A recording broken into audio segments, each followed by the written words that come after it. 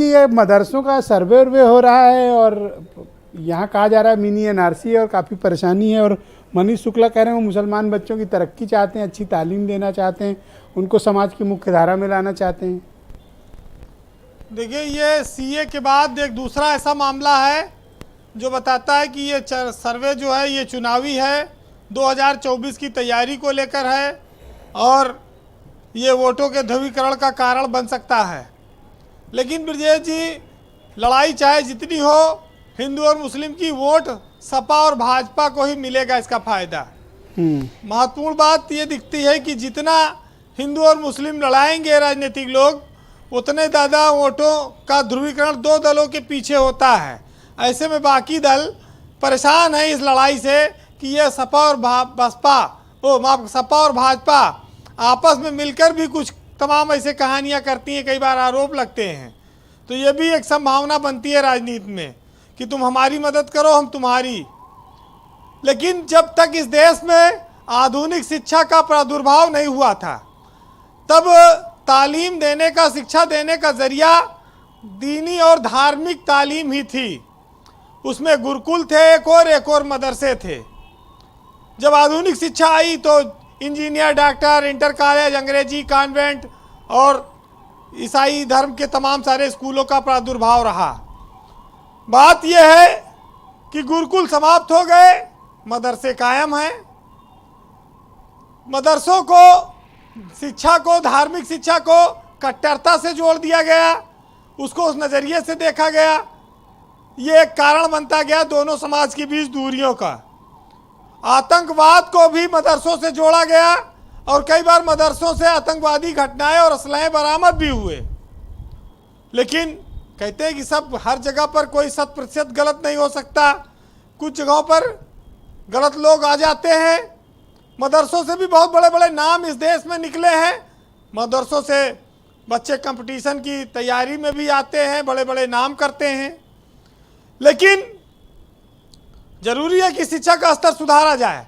इस सर्वे का इस तरह के स्वागत करिए, लेकिन सरकार के एक सिलेबस की अनिवार्यता हो जाए। जब हम सेकुलर स्टेट में हैं तो चाहे मदरसा पढ़ाए चाहे गुरुकुल, एक राष्ट्र एक सिलेबस क्यों नहीं हो सकता, इस पर भी चर्चा हो जाए।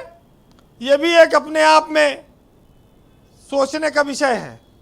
भारत जैसे जैसे तरक्की करता गया, हिंदू मुसलमान आपस में बढ़ता जा रहा है।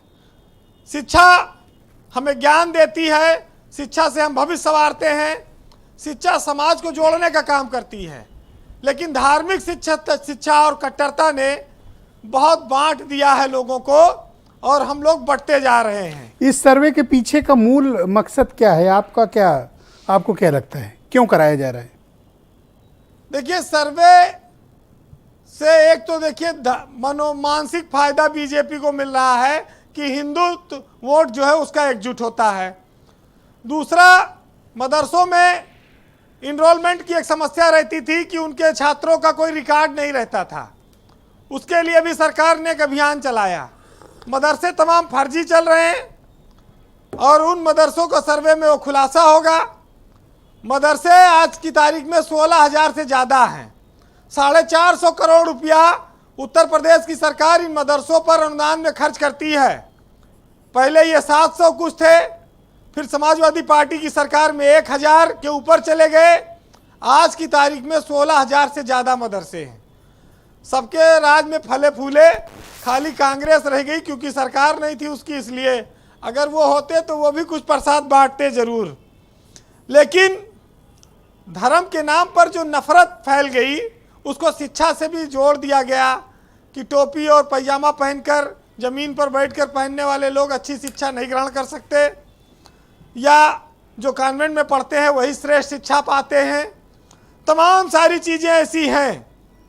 लेकिन हम जिस व्यवस्था में हैं वहाँ पर एक चीज़ ये सबसे बड़ी बात आ जाती है जी कि हम अपने समाज को किस नज़रिए से देखते हैं। भारत में मुस्लिम आबादी जो पॉपुलेशन है वो 19-20% के करीब है और उच्च शिक्षा में कुल 7% मुसलमान पाए जाते हैं और इसमें से सिर्फ 2% मेडिकल में है और 3% से कम सिविल सर्विस में है। तो आप बताइए कि ये कम्युनिटी वैसे भी बहुत पिछड़ी हुई है।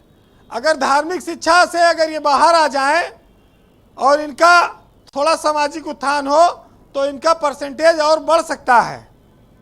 अब बात आती है जी कि हम जो लोग उच्च पदों पर मुस्लिम समाज के बैठे हैं, एक मामला आया था कि कानपुर के कमिश्नर इफ्तिखारुद्दीन के घर में मजलिस लगती थी, उसको लेकर बहुत हल्ला मचा, बीजेपी ने जांच कमेटी बैठाई और बड़ा बवाल हुआ, बड़ा लाभ भी मिला चुनाव में उसका, वोटों का। इस तरह के भी कुछ ऐसी चीज़ें आ जाती हैं जिससे ध्रुवीकरण हो जाता है। लेकिन महत्वपूर्ण बात यह है कि जिंदगी धर्म पर नहीं रोटी पर निर्भर करती है, लेकिन कुछ लोगों की रोटी धर्म पर निर्भर है, ये भी सच्चाई है। और यही वजह है कि वो ऐसे ऐसे चीज़ों को उठाते रहते हैं, उछालते रहते हैं। ब्रजेश जी, एक साहित्यकार ने लिखा है, मदरसों से इस देश में 3 राष्ट्रपति निकले हैं, जिसमें जाकिर हुसैन, फखरुद्दीन अली अहमद और अब्दुल कलाम आज़ाद। मदरसों में बहुत बड़े बड़े लोगों ने IAS भी बने हैं, वहाँ से पढ़ के बहुत जगहों पर आज भी मदरसे तमाम डॉक्टर इंजीनियर पैदा कर रहे हैं। उनका स्वागत होना चाहिए। जो मदरसे आतंकवाद फैला रहे हैं, फर्जी काम कर रहे हैं, उन पर कार्रवाई होनी चाहिए। एक साहित्यकार ने लिखा है, सुनिएगा जी, कि मिला हमेशा चाहत का पैगाम मदरसों से और मत जोड़ो आतंकवाद का नाम मदरसों से। पड़ी जरूरत देश को जब जब किया कमाल इन्होंने, और देश को एक से एक बढ़कर दिया है लाल इन्होंने। निकले जाकिर फखरुद्दीन कलाम मदरसों से, मत जोड़ो आतंकवाद का नाम मदरसों से। बहुत शुक्रिया आपका वीरेंद्र जी, बहुत बहुत धन्यवाद। अजीज खान जुड़ चुके हैं।